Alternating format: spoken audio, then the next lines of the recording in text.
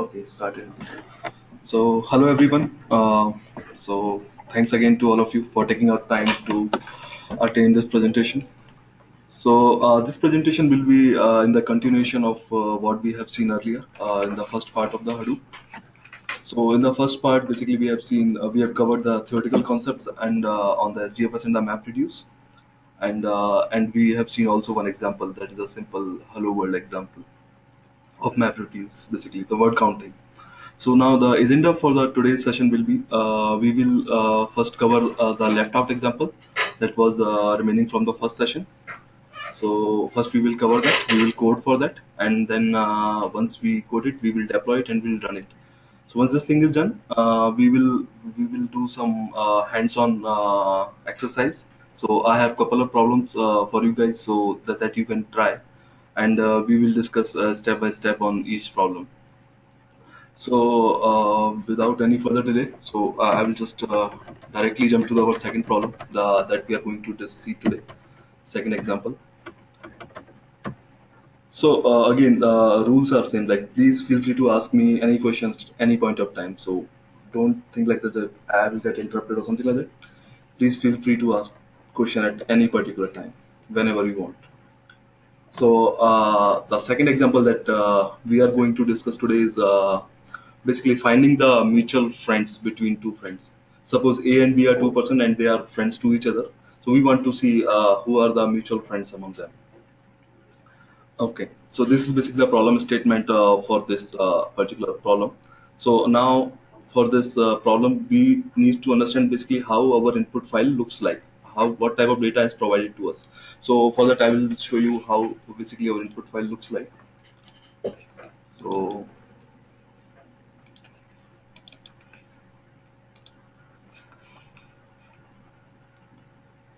just it's loading. Okay, so this is the sample data. Means I have 10, 11 Bollywood actors. So which are and I got I got the access of their friend list also. So it's all hypothetical. No real data at all. So if I look at my first row, that is the Mr. Abhishek Bachchan, and he's friends with Aishwarya Rai and Karan Johar, Shah Rukh Khan, Amir Khan, all those guys. So and so on. The Aishwarya is friend with Abhishek, Karan, Shah Rukh, and Amir. So on. I have a data for 10 Bollywood actors. So if you see this data, the data before the colon, if you observe, is my key, is my person name, and data on the right side of my colon is all the friends, and all the friends are separated by a pipe delimiter. So this is how I built my data. You can build in any other format, like if you want any other separator, you can use, or if you want to have in any other format, you can do. Only you have to, when you define your input format, you have to configure your map reduce job in the same way in which your input file is defined. So basically, this is how my input file looks like. Now, if I go back to my slide, what is the next step? So, just go back. Okay, now this is my how output file looks like. Now, what should be my how should be my output file look like? So we will see that thing also. So if I go here, and so if I see this output. So if you see here, this is basically once my map reduce job completed, it should generate an output file something like this. So the mutual friend between Amir Khan and Abhishek Bachchan, I should see it should be Aishwarya, Karan, and Shahrukh. So this way it should display all the mutual friends. So if I see in the last Salman Khan and Jareen Khan, they have no mutual friends. So this way basically we will see how to write a map reduce job that will run over this data and generate this type of output. So this is so till now we have seen the problem statement, how our input file looks like, how our output file should look like. So, any question till now here? Because after this, we will directly jump onto the coding part. How we will write our mapper, how we will write our reducer, and how we will write our driver class. So,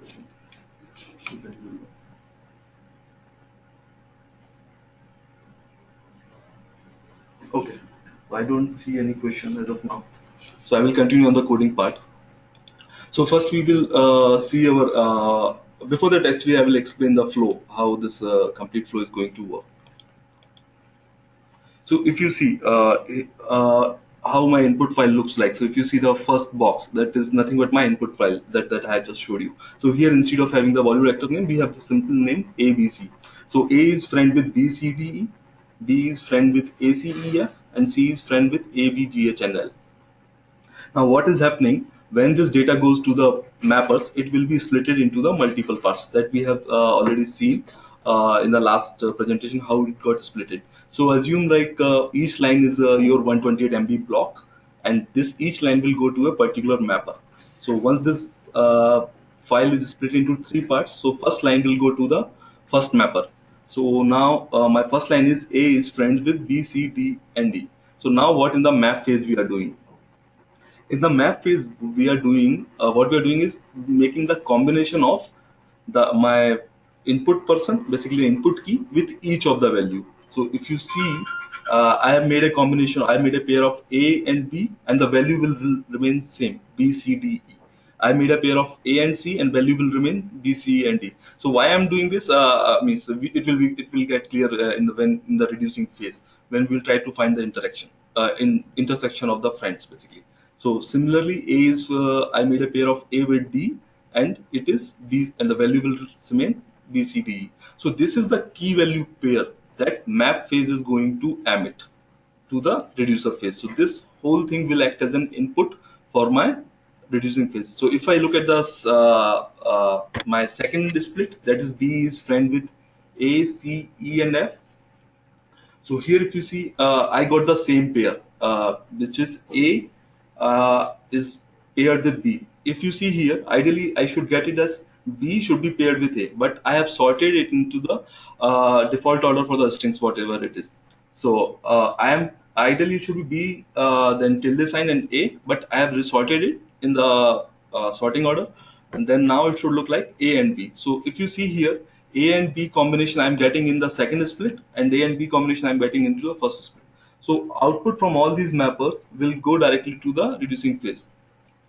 So in between, we have a shuffling phase also. What it does, it sorts the data on the basis of the key.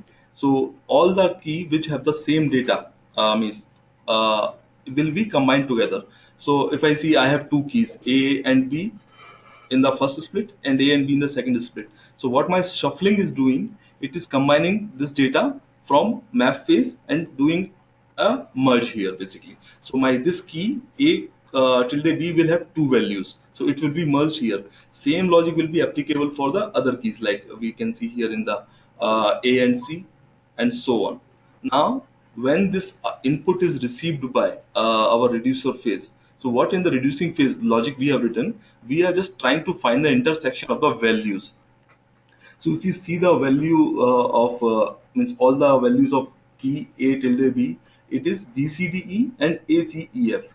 Now if I try to find the intersection of these two arrays, then if you see, it will be C and D. C and D are common in both the values. So this is basically how we are finding the mutual friends among two persons. So this basically explains the logic. So finally, once reduce phase done this thing, it will send this, it will emit this key value pair as the final output, and it will be written to the file on the SDFS. So any question here in the flow?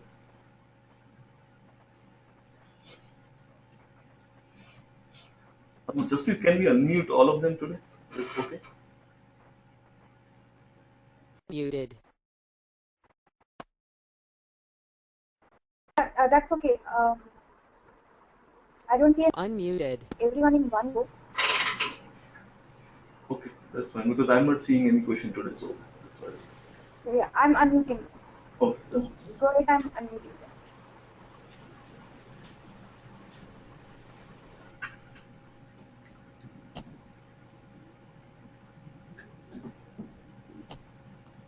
now guys, it's your responsibility to mute yourself.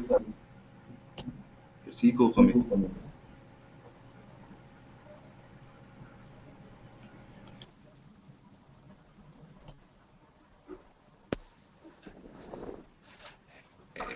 Yeah, Saurabh, I have one question. Yes. Yeah, in the shuffling phase, you have created if my understanding is right, uh, you have mapped AB, AC, and so and so. So is it a separate batch, like is it separate a batch that is created in Node, or uh, when I shuffle this batch, in the sense like in the initial file, how we had split it into a batch, three different batches. Similarly, is over here also it's a separate batch, or what is it like? Yeah, Where do you do the basically shuffling? what uh, uh, can you please go on mute? It's getting my echo. No problem. Okay, so now the what shuffling is doing basically, it is checking in all the outputs that are emitted by map, which has the same key. So if I see my output of map phase one, first mapper, that is the top block, and the second block, both of them has a key A tilde B. So now what shuffling is doing, it is finding all those keys and merging their values together. So this is what shuffling actually doing.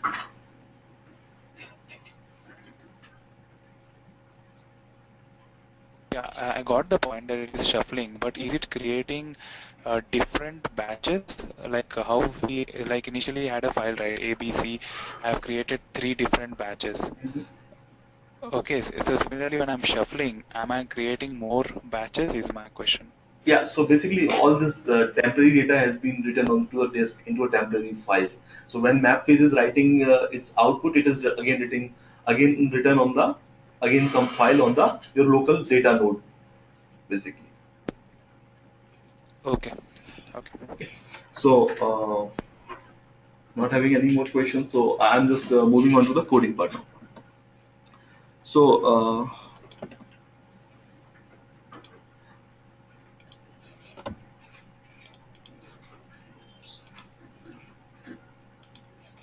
So here first we will see the basically mapper, how we are going to write our mapper. So I've already written it. I'm not going to write it just in the interest of time, but I will explain it line by line.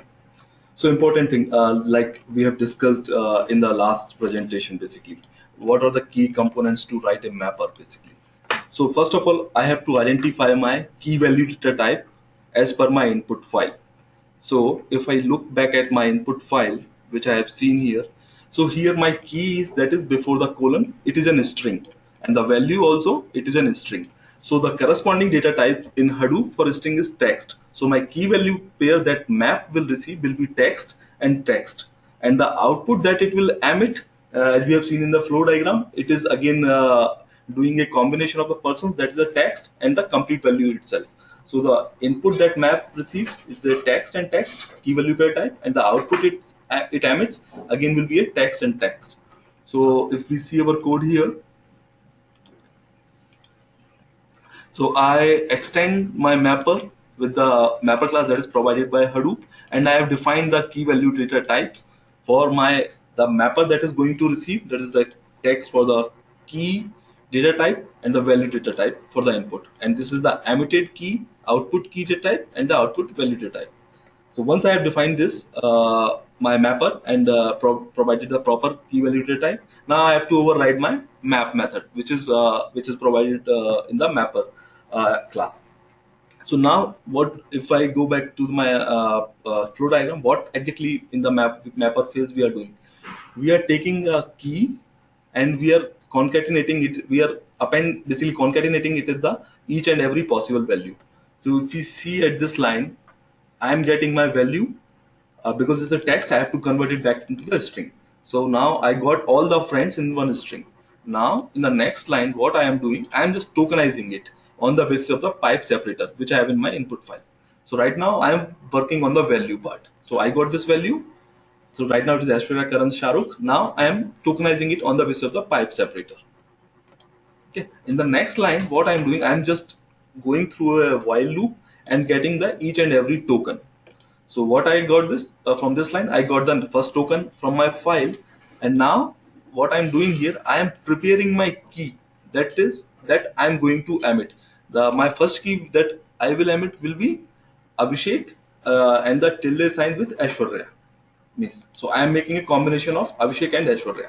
So what I am doing here, So I have created a new text object which will be data type for my key, output key. So what I'm doing here, I am just passing my key which I have received as an input, which is nothing but Abhishek in my case, and the token is my value.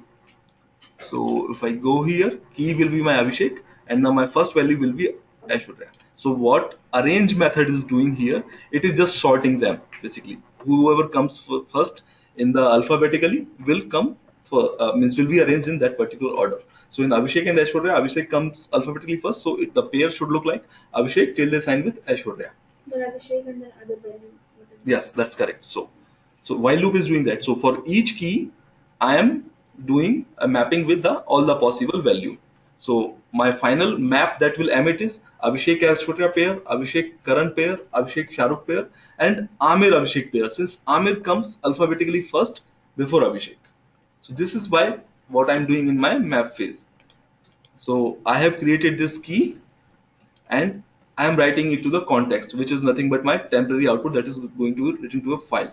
So my emitted key and value, if you notice, I have just passed exactly same value whatever I have received. So this is how I'm passing the value. So if I go back to my again diagram, flow diagram. So if you see, I'm just making a key value pair and passing the same value whichever I have received after the splitting. So here BCDE, and then in the map phase I'm emitting the same value BCDE. So this is here my map phase completed. Sorry.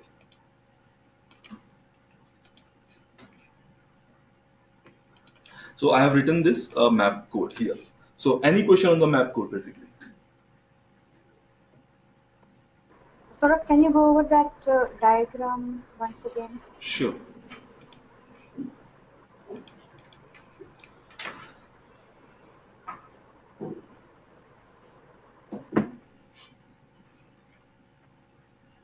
Yes, just please, any question?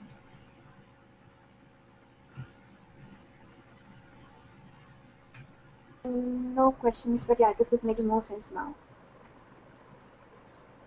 Okay. Okay. So so let me move to the reducer part. So what exactly reducer is doing?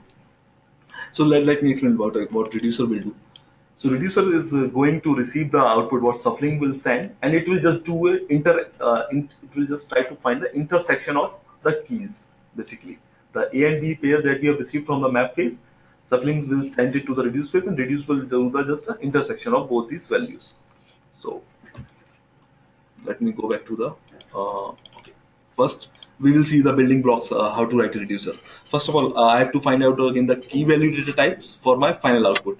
So what reducer is going to receive and what reducer is going to emit. So reducer is going to receive what map has emitted.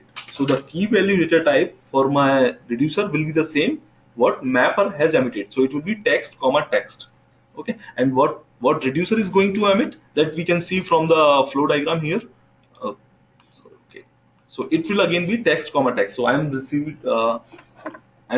emitting a person pair and all the mutual friends. So again it will be text and text. We won't be involved in shuffling fund. That happens internally actually. So we don't write code for that. That happens internally before the reduce phase. Mapping and Reducing, yeah. Yes. So okay, let me go back to the code.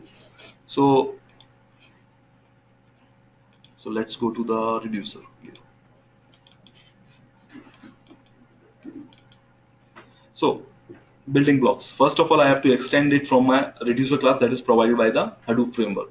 Then I have to define the key value pair type of my input that reducer is going to receive and it is going to emit.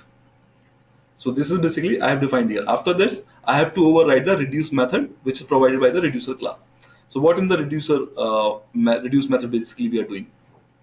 So what shuffling did, it merged all the values which is having the same key. So if I go to my flow diagram back, so if you see here, my key is A tilde B, and the values, corresponding values are B, C, D, E and A, C, E, F. So if you see in my syntax, I will receive the key is A tilde B and the values are both the possible values for this key. So this is what I am going to receive in my reducing phase. Now in reduce phase, what we are doing, it's just a plain Java code. Basically, we are just trying to find the intersection of the values that we got from the shuffling phase. So now, basically, I did nothing here much. So I just iterated over. If I just look at the code, I created a list of strings that is a mutual friends pair, and in this code, basically, I am going through all the values and adding that particular value. So my mutual friends pair will contain BCDE and the other value. So now I have created one more method, that's get mutual friends, and in which I will pass a list and it will give me the intersection of both the list. So finally, once I got this mutual friend, I will emit it as an output. So my key will be same, whatever I have received, that is A tilde sign and B, and value will be whatever this function has been written. So this get mutual friends has nothing related to Hadoop. It is a pure Java code basically. So it is just a finding. You have given two strings separated by pipes, and you have to find basically the intersection. So this is basically how we are emitting our output. So my key will be A tilde B, and the mutual friends will be the string that is returned by this function. Since I cannot emit a string, I have to send it text object, because Hadoop has its own data type for the string. So this is basically what we are doing in the reducing phase. So any questions here?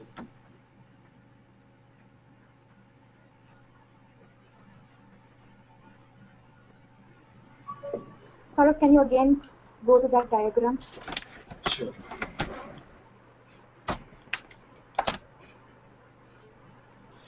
So in the reducing phase, basically, if you see these values B, C, D, E, and A, C, E, F, I am receiving, right? So consider them as two strings. So what I am doing, I'm just trying to find out the intersection of these two strings. What are common elements in them? Yeah, so this, you said this shuffling happens on its own, right? Yes, correct. So first of all, these arrows are not clear. AC we are getting from the third block also. We are getting AC information from the third block and the first block. Correct. So that the arrow that goes from second block of map to second block of shuffle, is that correct? So basically, let me tell you like how reducer works. So each reducer process one particular key type, means which has the all keys which have the same values. No, sorry, all values which have the same key. I should say this. So if you see in the map phase, map has just did a means concatenation of all the possible concatenation. Now what shuffling did, it searched, okay, now once map has written its output, what shuffling was doing, it will search for, okay, where is A tilde B is present. It will go through all the map outputs and it will combine all of their values. Okay, so that is why you sorted. You kept AB, not BA. Correct. Otherwise, if it is BA, That is why those you will sorting? be correct. So if it is BA, then both of keys will be different. A tilde B is different than B tilde A. Okay, alright. Okay, actually, yeah, AC is coming from the third block. That is a minor, I think. Yeah, that's correct. Yeah, I missed it. Yeah, actually, Yeah, AC is coming from third block. Yeah, correct. alright, it makes sense now. Yes. Yeah, one more thing. How many reducer blocks we have? So again, reducer, the number of reducers are defined is again it depends basically how many number of keys that my shuffling is going to emit. So each reducer will process one particular type of keys. So suppose here if you see I am emitting 10 different keys. So these 10 different keys will be processed on 10 different reducers. Basically. So do I need to specify this somewhere? No. Hadoop framework automatically takes care of it. But yeah, you can control the reducing output. Suppose if you want to say, hey, I don't want all the 10 keys to process on different nodes. I want to process on the one single machine. You can do that. You can define that, okay, set maximum number of reducers is 1, then all the keys will go to that particular node. But here you will lose the benefit of the parallelism that Hadoop provides. Your data will take much more time in processing. Does that answer your If I question? understand correctly, just if I understand correctly from your this one last presentation also, that all the data from the map is after the is written to a file. Okay, the file is read by the reducer. Okay, so when I see the reducer code also, there is a list. It accepts a list. It does not. So when it is written to a single file, it will accept, one reducer will accept everything, right? So it would not be written in 10 different files, right? And 10 different reducers working on each file. No, so that is the actually internals of the Hadoop. So actually, I don't want to go into that today. But as soon as this map started generating output, right, shuffling will start looking for okay all the same keys, and it tries to spill that data. First of all, it tries to keep the data in memory until unless it fills to that particular threshold of 80%. As soon as it is crossed the threshold, it starts spilling that data onto the disk, basically on that particular local data node, and then it tries to find all the possible values, like suppose a and b is emitted by some other node. It will try to get that value and put it into the particular node, so that it will, when it sends to the reducer, all the values that is having the same key will be combined. These Okay. mappers and reducers, they're on separate nodes, right? No, not guaranteed. Means it's a machine, right? It's a CPU unit. So once your mapper phase is completed, your reducer job can start on the same node itself. It can Or start on the on different. a different node. Sorry. Or on a different node. There's no guarantee. I mean, Yeah, there is no guarantee. If like all the slots on that particular node are filled, then reduce won't start on that particular node. That job tracker will okay. start it So on what some. so what Zahir is saying, I think, input to map phase is a file, is a part of a file, and input to reduce phase is through shuffling, is text data, is that particular structure that we define, right? Yeah, it's again a file, but that is not means visible That is to us. internal to Hadoop. Yes, that's Yeah, that is it. not our file which we pass to Correct. the main. Yeah, okay.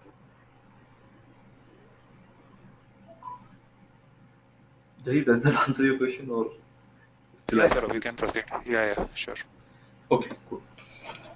So now we have written our mapper and we have written our reducer. So now only thing pending is we have to combine these things. So that we do basically through a driver. So okay. So again the building blocks for the driver. I won't go into the details why it should do this, why it should do, but just for now, it should implement my tool interface and it should be a child class of the configure. Then I have to implement my run method. Important thing here, create the job object. So this is the actual thing that will run the, means that actually represents my map reduce job. So in this job object I will do this just basic I will just provide the basic thing that it needs, like my input file location, where my output should generate, what is my mapper class, what is my reducer class, what are my output file output key value data type that is reducer finally going to emit, and in the last what is my input format class. That is very important, means I will show you why. So this is basically the building blocks for a driver. So now I will show you our driver code. So if I go here, okay. So it should extend the configured object and it should implement the tool interface. Why configured? I just in the one line I can say, because we need a configuration object that is provided by this particular class. So we just extend it and we get the configuration object. So now after this I'm implementing a tool interface because I need to override this run method. Basically I have to provide the run implementation for this run interface, sorry, run method. That's why I've implemented this tool interface. Now in the run method basically my whole code will go. Now the important thing, since I have shown you the input file, and if you have noticed my input file is key value pair is separated by colon. So by default, key value separator is a tab key whenever I define my input format class as key value in text input format class. So whenever I say my input format class is key value, default is tab. But since I override it using the colon character, I have to say, okay, give me the configuration object, and I want to set my key value separator as colon. So don't accept tab characters as a separator. It will be my colon that you have to accept. So this is how we are defining our input text format class. But Saurabh, we already, separated this key value pair. Then why we are defining it again in driver? No. So driver is the one who will invoke your mapper and who will invoke your reducer. So in the mapper, I know, okay, my values are separated by pipes. Here I'm talking about key and values are separated by colon. Key and value separate by colon. Okay. And if you look at the input file, in the mapper, I am just tokenizing with the pipe. That is nothing but the value separator. Here I am talking about the key value separator, which is my colon. So anything before the colon is my key, and anything after the colon is my value. So if I don't say this colon, and if I just give a tab, so by default this key value input format that I have defined assumes that you should have key values separated by tab character instead of colon. But since my file looks like this is suppose provided by some vendor to me, right? And it supports the colon instead of tab. So I just overrided that functionality in my class. So I got the configuration object and I set the separator. Can you to say that driver is the class which actually runs and which is actually responsible for, executing Yeah, so we will see that when I execute the code. So now we have set this thing here. Now, actual important thing, the job object. That is nothing but representing my MapReduce job. So job objects job class constructor takes a configuration object, which is I'm getting my parent class. So I just passed it here, and after that I'm just doing some bookkeeping job. So like I'm setting my job name. Okay, it is a Facebook mutual friends finder, and I am setting my driver class name. What should be my driver class name? Which is nothing but the same class, Facebook mutual friends driver dot class. Now important thing. Now I have to say this job. Okay, where is my input file and where I should write my output. So these are the API which is provided by Hadoop. So I will take these input from the user. If you see this args, so it will be I'm going to provide these things on the command line that we have already seen in the last session. So first will be represent my input file location and second will represent my output file location. So here I have specified my input path and output path. Done. Now I have to say, okay, which is my mapper class. So actually you have to tell the driver, hey, which mapper class I have to use and which reducer class I have to use. So here I am saying, okay, job.set mapper class is my Facebook mutual friends mapper and Facebook mutual friends reducer. So this here I have told my driver that this is my mapper and this is my driver. This is my reducer. Sorry. After this, now I have to say again I have to inform the basically driver what will be the data type for key value that map is going to emit. Since we have already seen that we are returning text, so my map output key is text and map output value is text. And in the last I have say that what will be the data type for the final key value pair, that is I'm going to write to the file output file. So again it's a text and it's a text. Since it's a strings, right? So other data type doesn't make sense in writable, long writable. So it should be a string only. So that's why it's text everywhere. And in the last, I have said that, okay, my input format class is key value text input format. So this is, I've discussed why I have used, because I want my key value pair separated by some particular character. So this is why I've said this as so this is the inbuilt class, key value text input format. It's provided by Hadoop basically. So now once it is done here, I just submit the job.wait for completion. That is true. So it will, once this method is invoked, it will submit your MapReduce job. So now every it's like your normal Java class. So every Java class needs a main method. So that is the entry point for your Java. That is the entry point for your application. So this is the tool runner. So generally, instead of directly calling our own run method that we have written, we generally trust on tool runner, which basically takes care of running this job. So we run the job, we get the status, and once we get the status, we just exit from the code. So this is about the driver thing. So anything on the driver part before I? If we job.set jar by class, if we don't mention that, what is the use of actually mentioning this job.set jar by class? So why we are mentioning its own class? So what it does, I'm not going to run. Since the jar file that I'm going to generate, it will be an executable jar, right? So if you and it can contain multiple classes that has the main method in it, right? So Hadoop will look at which driver class I have to invoke among all these classes.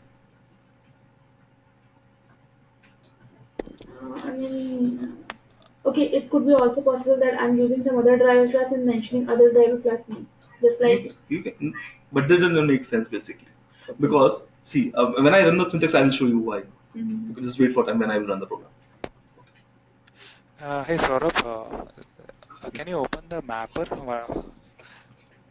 Okay, sure.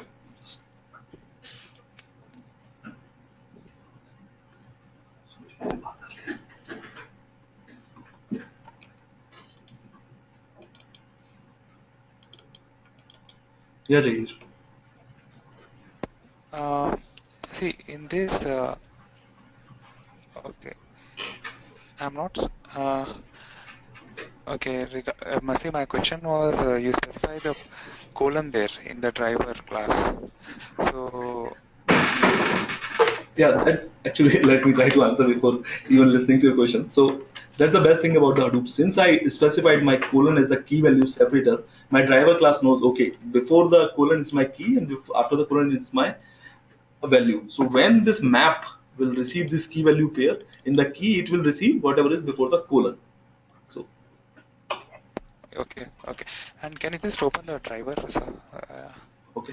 yeah, see, when I'm setting this as key value, so everything by default is a key value format only. So why do I need to set input format class?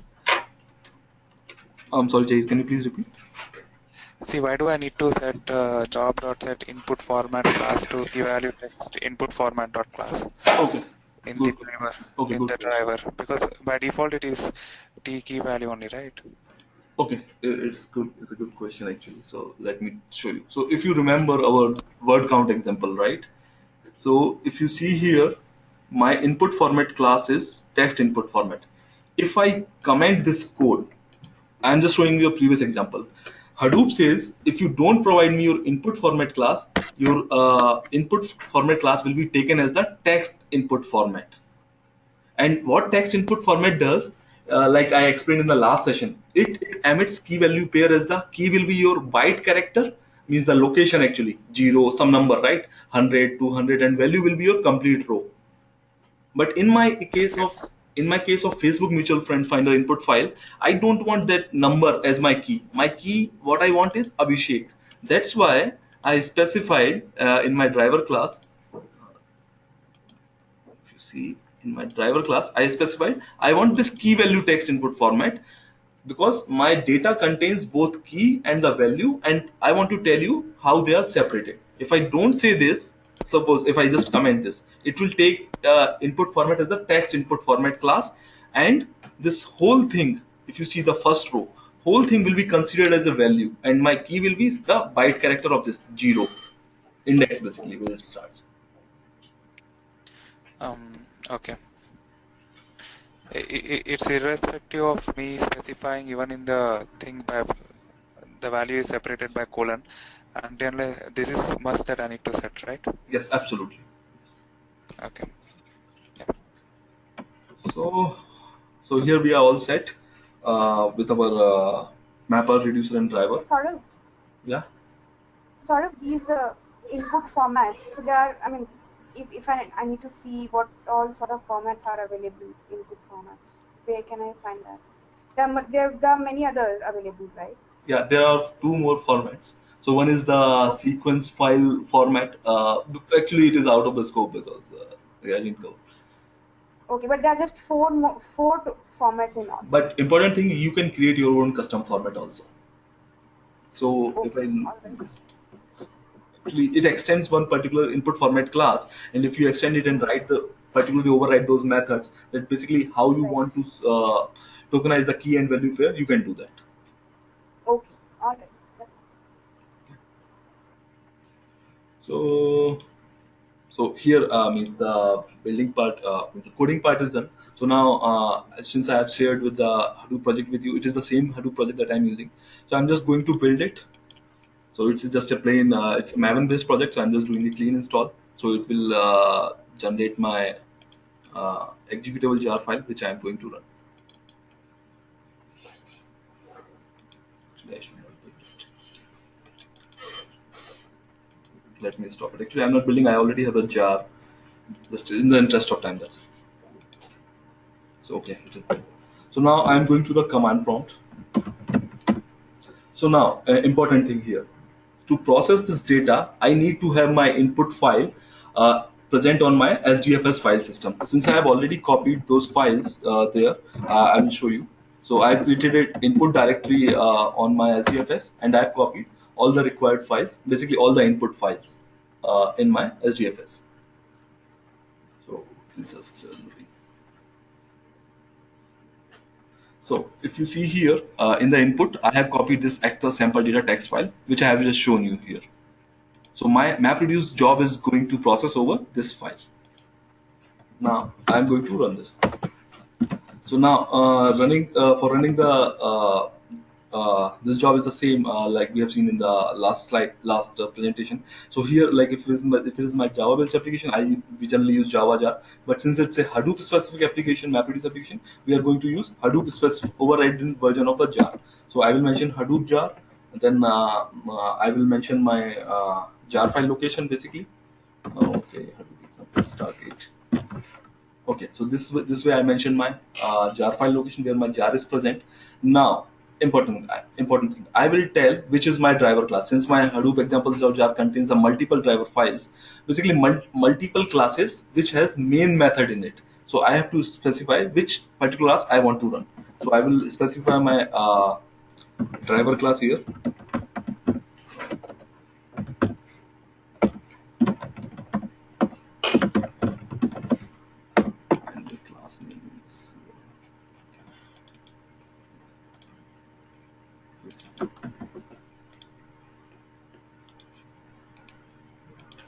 So here I have specified which particular class you have to look in this particular jar file. Now I'm trying to answer your question, Manisha. When it looks for this class, it will check, okay, which is my driver class that I want to run, because it is going to invoke the main method of this class, and then main will invoke the run method where I have set my, okay, this is going to be my driver class. Now if I set some other driver class, it will invoke that driver class. So it's up to you. You can have two different names, means in your driver class you can set some other also name. So now I have provided my driver file name. Now last thing is I have to provide my input file location. So my input file is present in the input directory under Hadoop, and its name is let me just from there. So dot text. Now I have provided my input file location. Now I have to provide the output file location basically. So output directory requirement is that the directory should not exist from advance. So I'm just giving some. I'm just giving a new directory location. IP output. So this is the way how I will execute my job. And now I have hit the enter button. So it will start. Your driver will start invoking your mapper, and first it will try to connect to the basically resource manager. So just bear with me, it will take some time.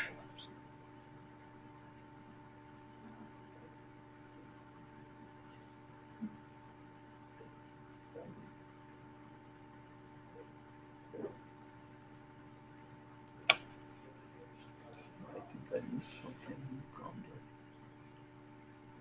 I did the wrong. Okay, it's drivers. I missed the, sorry. Actually, I gave the wrong package name. So MapReduce dot drivers I have to give. Oops. So that's why it was complaining like class not found, because I gave the wrong package name.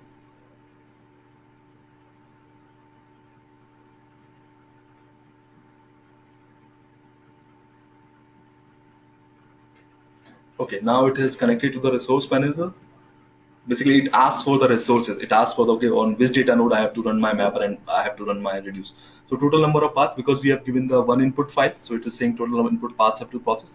We can process multiple file also in the same go. Now it started running the job. So every job will get its ID, which is very unique. So now it will start the basically the mapper phase.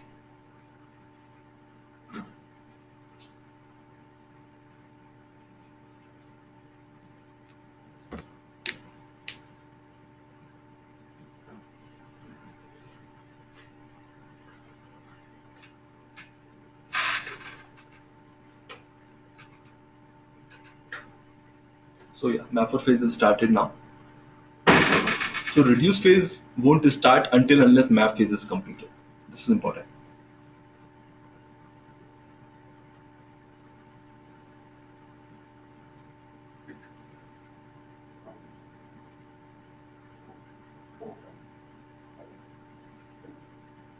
So now map phase is completed, means our mapper phase is completed. Now shuffling and sorting I might have been doing in the parallel.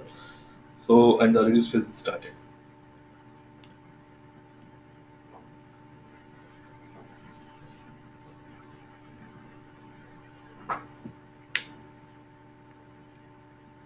So yeah, job done basically. So I will just explain basically. So here we have seen the map and reduce, both are completed, and it gives some useful information basically about your job. So if you see the map reducing framework, it says map input records, how many records basically it read. So if I see my input file, I have 11 records. So it shows me, okay, 11 input records has been read by this map reduce job, and how many output records has been written, 46. So and all those stats it provides basically. So now we will see the output file which is generated on the Hadoop file system. So I will go to the Hadoop ls, and I have given the directory fb output. So it has generated two files. One is your actual data file which contains your output, and the other is the symbolic file that represents whether your job was successful or not. So this is a symbolic file. It is just it's an empty file, nothing more. And this is your file which actually contains your data. So either I can move this file from SDFS back to my local system, or I can see the content here itself. So right now I'm just seeing the content here itself using the cat command. So you just copy and just paste.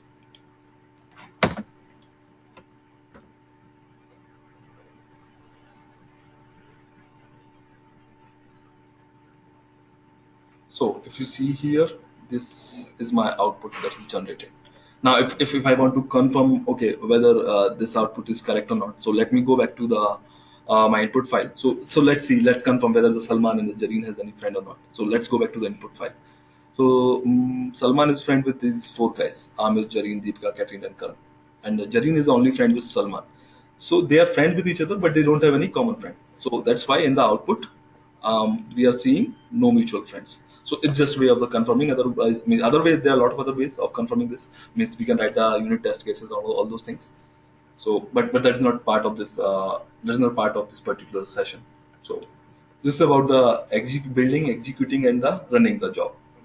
So any questions here till now? Map or phase, reducer phase, execution. Yeah, Saurabh, can you go through the build logs? Can you just go up?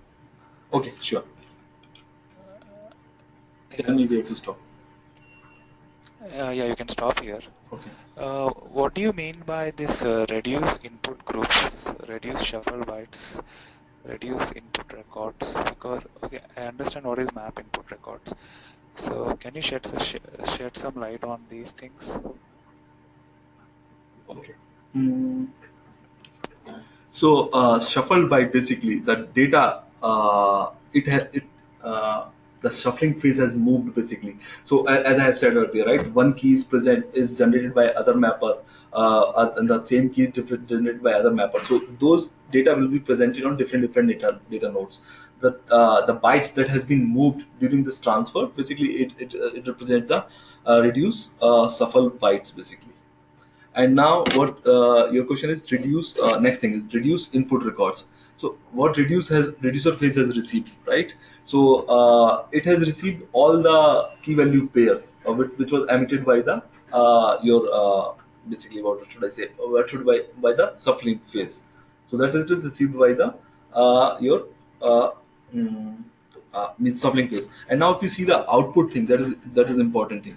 So each key has the two values associated with, right? We generated two pairs. A tilde B is returned by two different phases, right? So total were two, and when reduced suppress them means it merged those values and finally found the interaction, so they remain halves. So this 46 and 23 represents that. Can I get to know how many reducers have run this? Yeah, it's only so right now it's a single node cluster, right? So only one reducer. That's it. Okay. Actually, it mentions And that thing. See, if you see here, launched map task and launched reduced task. Since mine is only a single distributed, pseudo distributed. I am running in pseudo distributed mode basically. So I am having only the one node cluster. So that's why only one map task and one reduced task has been launched. I just have one question. If I have two node clusters, two node, so when I have two reducers running, so how do they club both of their outputs into a single output? So See, one reducer will send one output, the yeah. other reducer will send another. So when there are two reducers, suppose, then they will write their output to two different files. So right now, if you see here, I have got my output from this part 0 R00 file, right? So if there have been two reducers, I would have one more file, part-r0001. So that represents the output of the second reducer. Now it's our responsibility, the developer responsibility. You can write some script or do something. You can write again map reduce job to merge these outputs. But each reducer will generate its own output file. Does that answer your question, Steve? I'm just thinking, if I have 10 nodes, so I would be having 10 files. So is it a good thing? Because at the end of the day, I'm expecting just one file with all the final output. Having 10 files would again be a tedious task, right? Is there no option that I can have a single file You can just generated? yeah, you can do that, right? You can set the number of reducer task as one. So in that case, it will generate only one output file. But here you will lose the whole purpose of the Hadoop, basically. Why you are doing it as a map reduce application, because it can run parallelly on multiple reducers. So merging of the files, you're saying it's not a very big job. It's a very minor job, because we are not processing, right, any data. We are just clubbing the data of one file into other. So it won't take much time. So, Okay. And reducer node depends on the class we are creating, or dip- uh, He's also asking. You're saying something? yeah, there was a question asked, right? So yeah, you can answer that, and then I'll ask my question. Okay, please ask. reducer, whatever the nodes I'm talking about, is like node one. Just like you said that there could be many nodes, and it depends on a Hadoop that which node you want to use, right? If you want to use. Hadoop decides on which node it will start the mapper job, on which node it will start the reducer And job. how We many cannot nodes control are that. there? I mean, It again depends on us, like how many nodes cluster we are forming. We can have 10 node cluster, we can have 100 node cluster. It depends on us. okay, so it's our responsibility to create the cluster node. Yeah, absolutely. So it's physical machines, nothing but cluster is the combination of your physical CPUs. And what is the mapper in that reducer role, irrespective of node? So your mapper and reducer will run on these nodes basically.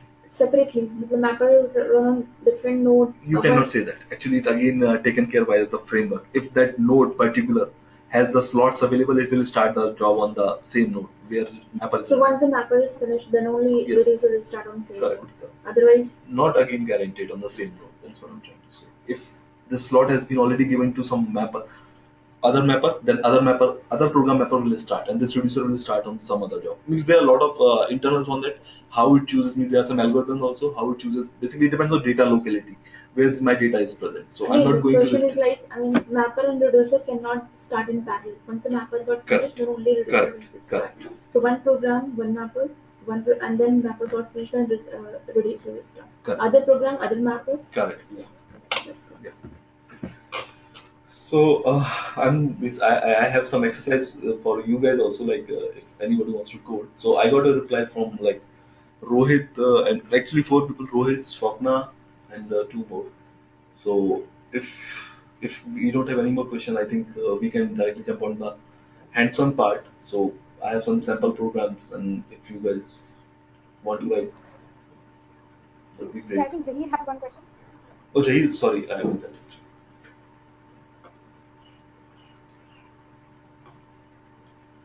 Zahir, do you have a question?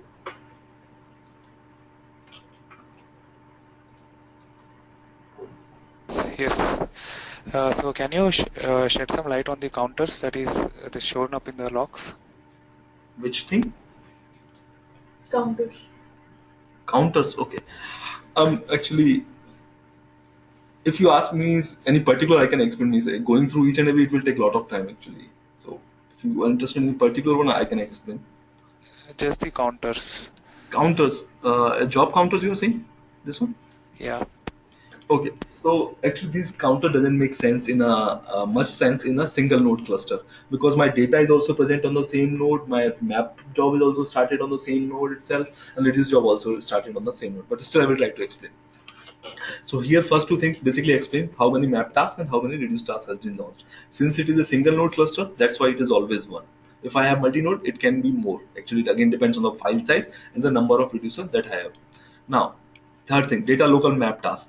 So when when this job tracker, I'm not going to tell about the job tracker, when this job tracker starts this map reduce job, it sees my data is, suppose your data is present on some node. Now what this job tracker sees, if any slots are available on this particular node where data is, so that I can start my mapper job on that particular data node, so that I don't have to move my data from this node to some other node.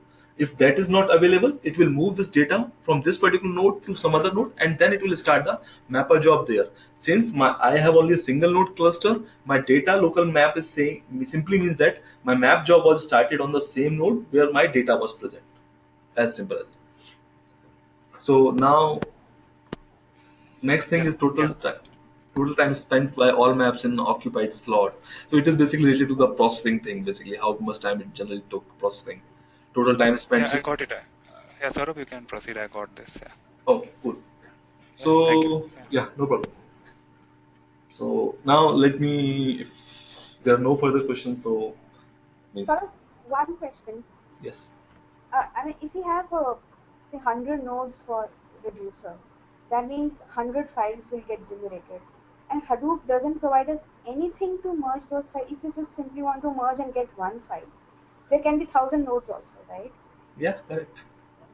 So, but Hadoop doesn't provide us anything, any way that we can merge the files and get one file What is on the one node. purpose of written? Not directly, but indirectly, there are a lot of ways. You can write one more simple MapReduce application that will read these input files and club them together. You can write a Okay. simple Hive query, and it will do in like just some seconds, basically. So here, important thing is we are not processing anything. We are just dumping data into some big file, so it won't take much time. So, True, but but dumping data carefully just to make sure we get all the files is also an important task. So you are right. Output of the, I mean, one Hadoop job can be an input to for the second one. So in that sense, we can combine that. yes, yes, that's correct. Okay. Because see, important thing is here. So here right now we are processing some KBs file.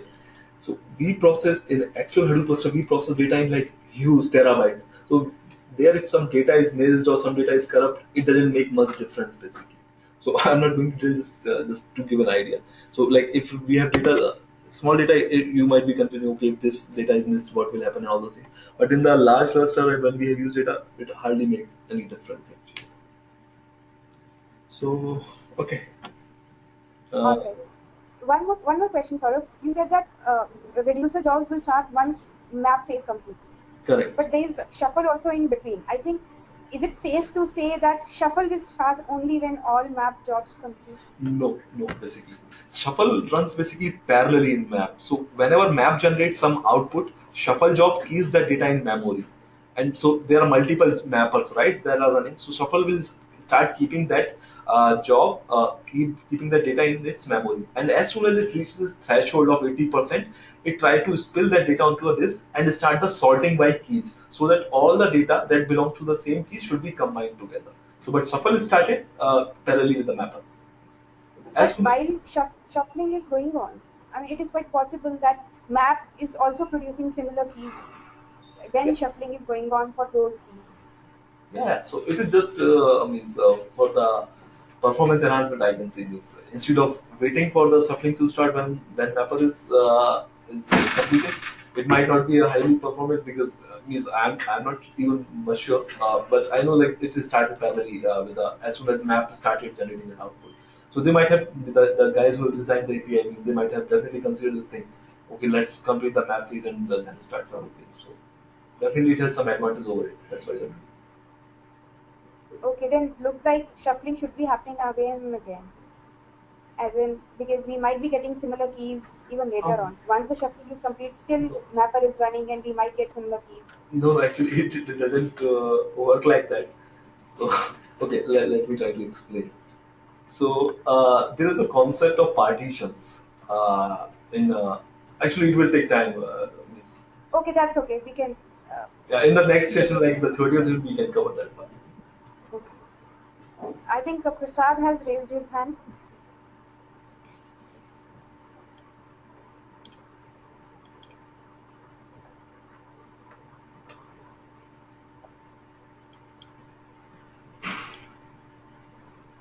I think he's on mute. I'm not able to unmute him also.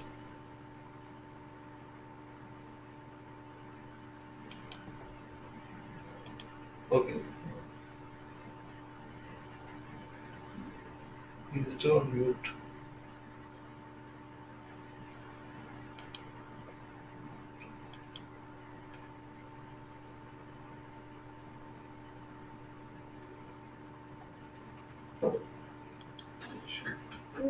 No, Prasad, we are not able to hear you.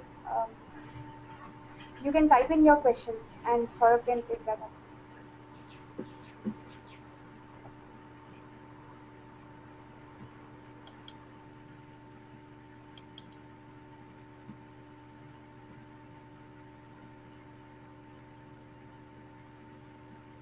Yeah, Prasad, you're correct. Hadoop is not meant for real-time processing. It is for the simply for the batch processing of the data.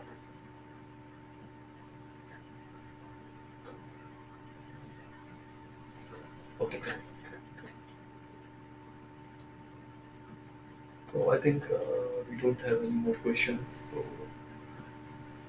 So I just want to know from the audience, like, is anybody interested in coding? Means I have some problems, so means I will always be with you in helping you. So if anybody is interested, means we can start with the first problem in coding.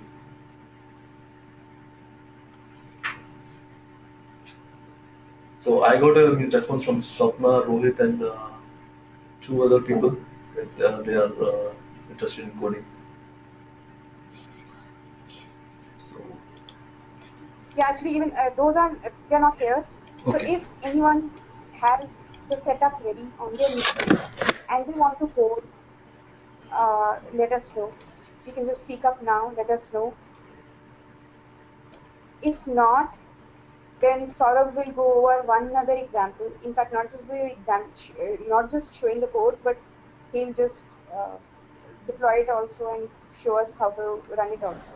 So we'll go over one other example in this session. So anyone is ready with the setup and want to code? Zahir.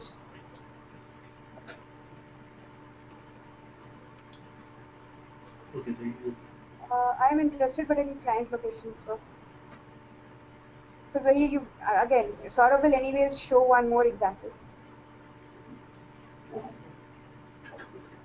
okay. So since I think so, just be then just going through the example since nobody is coding, right? Yes.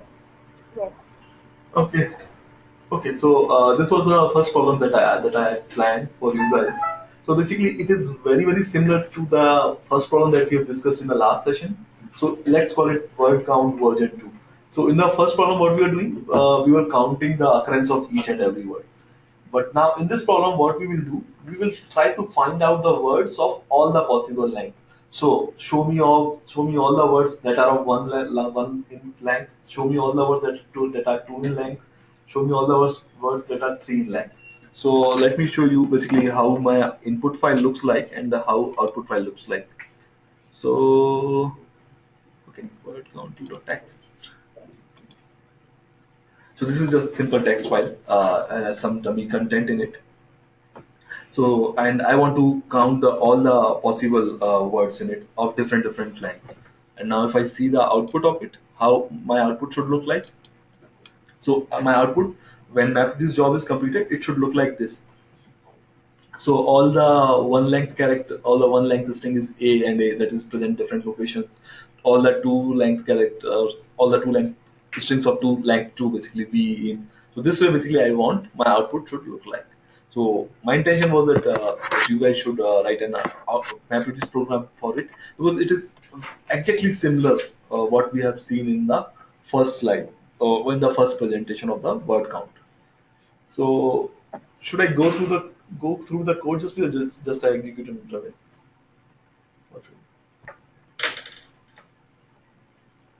I think let's go over the code. Okay, that's good. You can go over the code and yeah, I mean basically everyone now understands the structure, but still you can just again explain logically how we are solving this problem. Okay, sure. So I won't go into much detail like the building blocks and all those things. So I will just explain the business logic of mapper and the reducer. So let me close all those things first. So this is my mapper. Important thing is if I look at my input file here, I didn't define explicitly what is my key and what is my value. Every row in this input file will be considered as a value. There is no such separator, nothing. So my default input format will be text input format. I repeat, my default input format will be text input format, not key value input format.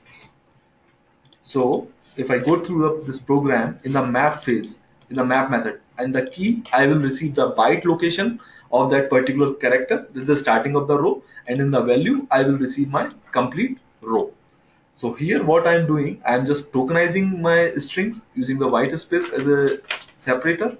And what I'm doing, and when I'm writing my output, basically here I'm just checking if my token is not null or it is not a string of zero length basically. So what here I'm doing, I'm just emitting the key value pair type. So my key will be here the integer, the length of the string, and the value will be my actual token. So if you see till here, this is my key, new, this is of type iterable, that is a mapper output type, key type, and my value is the text type. So which you can see here also when I have defined generically here in the mapper. So my output data type of key for mapper is iterable and output value type is text. So here it is. So here what my mapper will emit 1, 1a, 2v, 3 in, something like it will emit the output. So this is how my mapper is working. Now I'm going to the reducer part.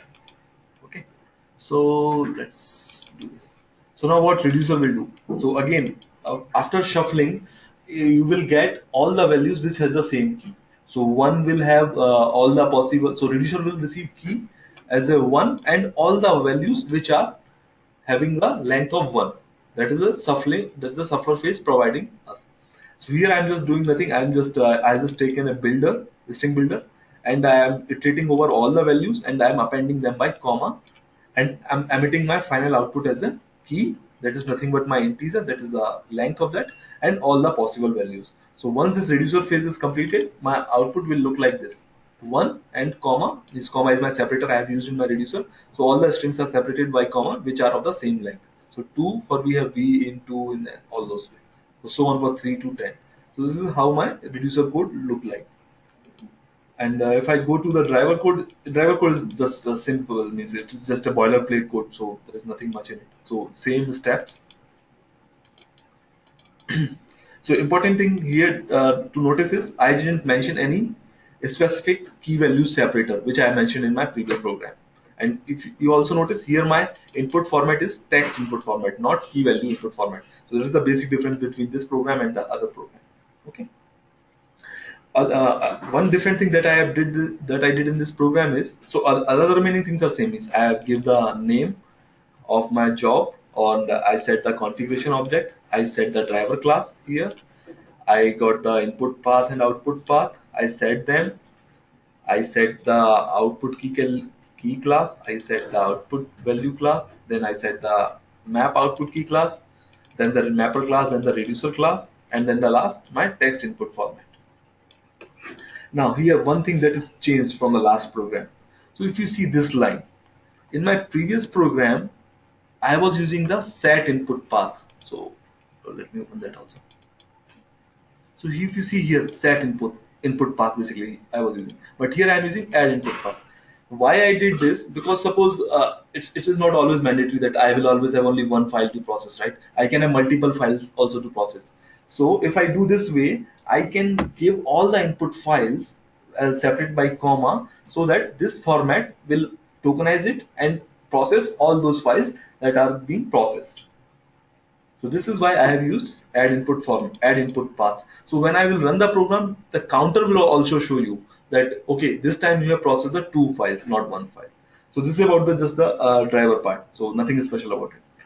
So any question before I execute this program on any logic or something?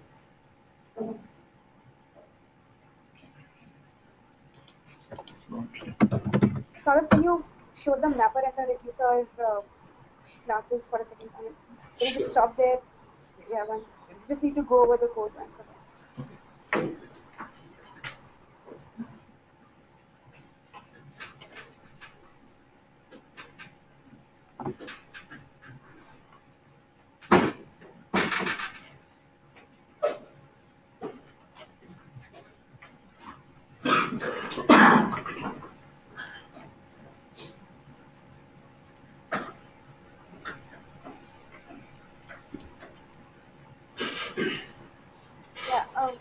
what is key here? Keys, if you Key see is this. this keys, what you're asking? Sorry. No, the key y, the input parameter is. Key, it is the byte location, right? So if I don't Okay, define so one, this is like for because it zero. is text. Sorry. Because it is text. The input type is just text, so it takes key as the byte location. Key is my long write table basically. It's a number, which is the byte location, right? Yeah. Yeah, I remember you mentioned in the beginning. Yes. Yeah. And value is my complete string. Can you show the reducer again? Okay. So here is the reducer.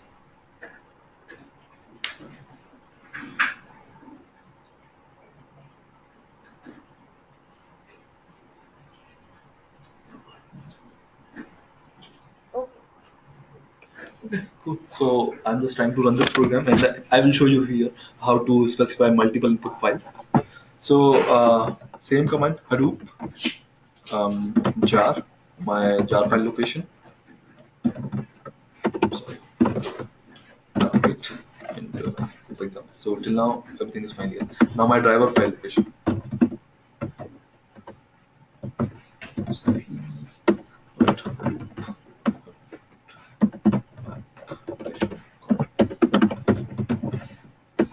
Drivers.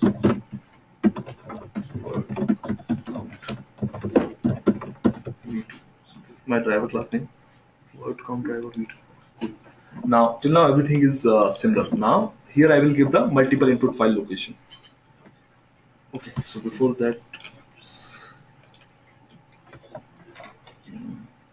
let me just copy this thing. Let input. So in my input directory on the SDFS, I have two files. So one is the word count.txt, okay, and using the comma separator, I am giving my second file input word count. This is the name, right? Okay, word count to dot text, and my in the last output file location. So let's say it's word count output.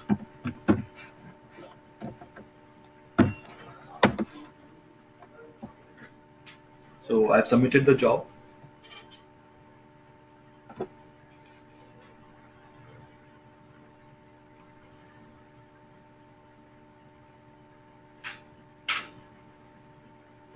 So it is connected to the resource manager. So now important thing here, if you see here, total number of paths to process. I provided two input files, so it is saying there are two files, there are two paths that is has to process. And after this, everything will be same.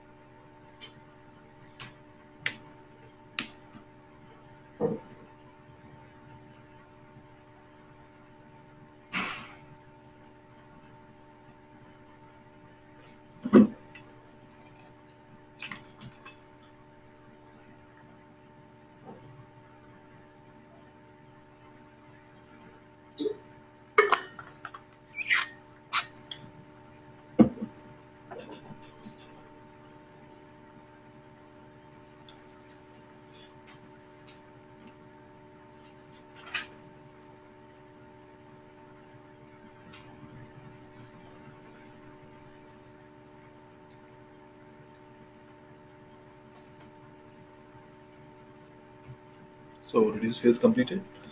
So same counters it has printed. So let me clear it out, and we will see the output.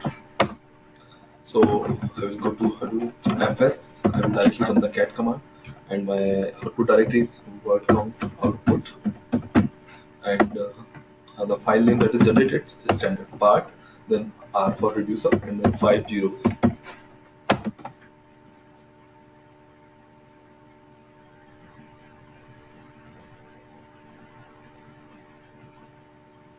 So this is the output it generated. It processed those two files and displays okay, all the strings of 1 in length, all the strings of 2 in length, and so on. So this is the final output of this program. So any questions here?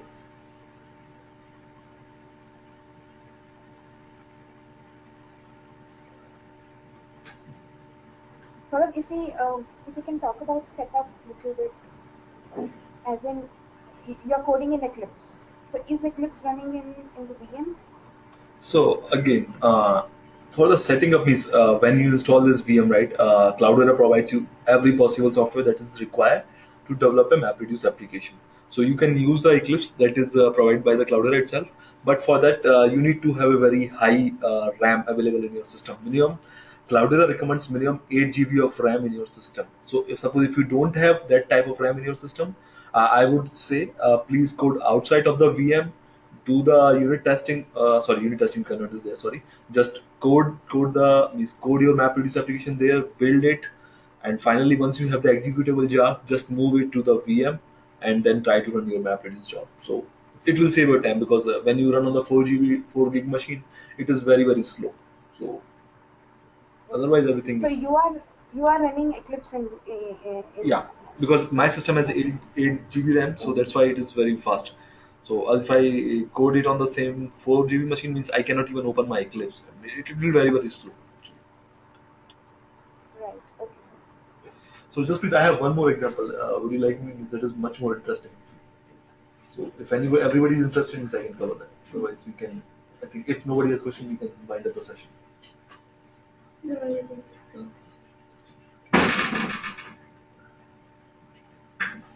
So what do you suggest this week? Okay, here is the question. Yeah. I tried to. Just can you try? I'm not able to. Yeah. It's okay.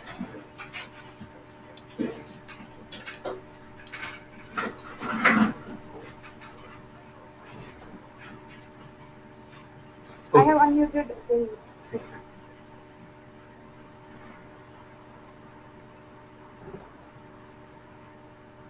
Zahir, you are unmuted. Can you hear me? Yes. Yes, Zahir. Yeah, I had this 3 GB RAM and I had set up according to the document that was sent, but still my system was completely hanging. I didn't run any Eclipse, I just set up the VM and the Cloudera, that is CentOS. Is 3 GB RAM not sufficient enough to Not at all. Not at all. run?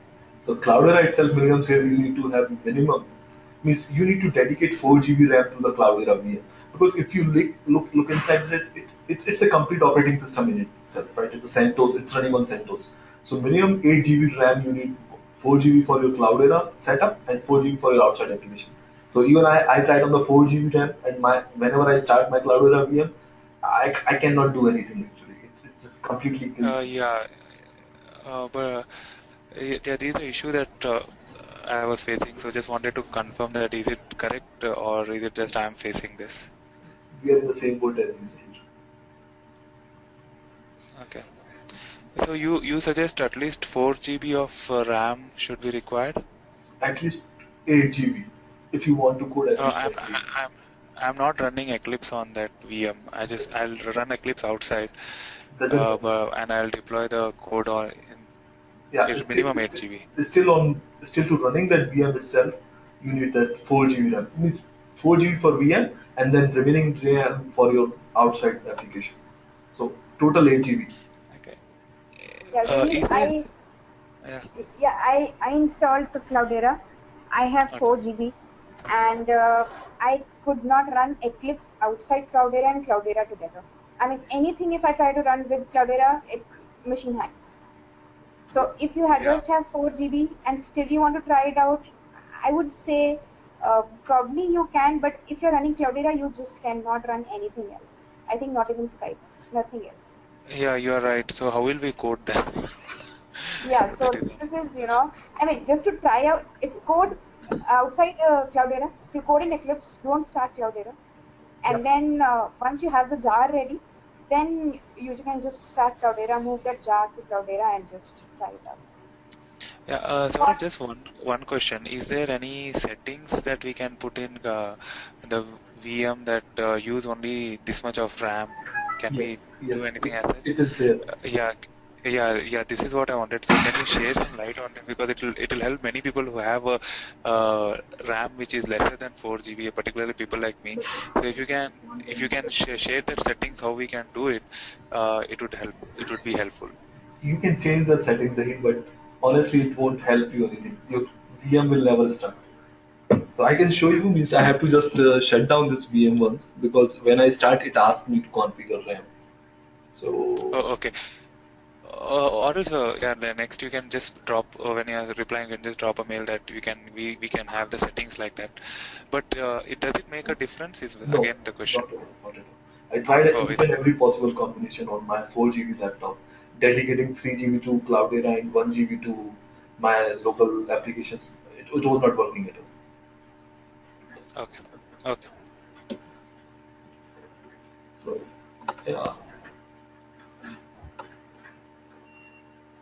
So I guess, I mean, if there are more questions, let's take those questions. Or if there are any short topics around Hadoop that audience wants you to discuss, let's discuss that instead of going, over one more example, because you have already taken up 3 examples now, and it's not that we are trying out code uh, right now. So I would say if there are any questions, let's take that instead of going over the fourth example. okay, yeah, sure. Uh, okay, that's fine. So I'm not going to start any example. So if anybody has any question from the last session, this session, feel free to ask. I was not in the last round, so can I have the PPT? So we have recorded the last session, Okay. so you can see that. Yeah, sure. There's a comment from Zahir. Great session. Okay, thanks, Zaid. I hope it helps you. Yeah, this session was actually very helpful for us. Now Hadoop is not a complete black box for us. So now we can say at least, yeah, we understand what Hadoop is, what it does, how it does actually. So,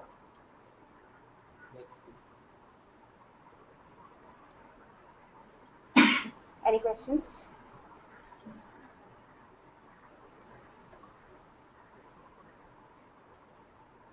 Okay, I think we are done then. Saurabh? Yes. Can you hear me? Yes, Saurabh? Can you hear me?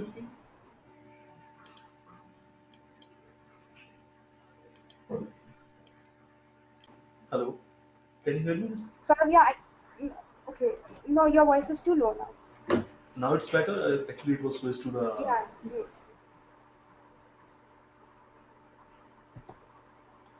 yeah, I can hear you now. Okay. So since we don't have any more questions, so shall we conclude it, or should we wait for 2 more minutes?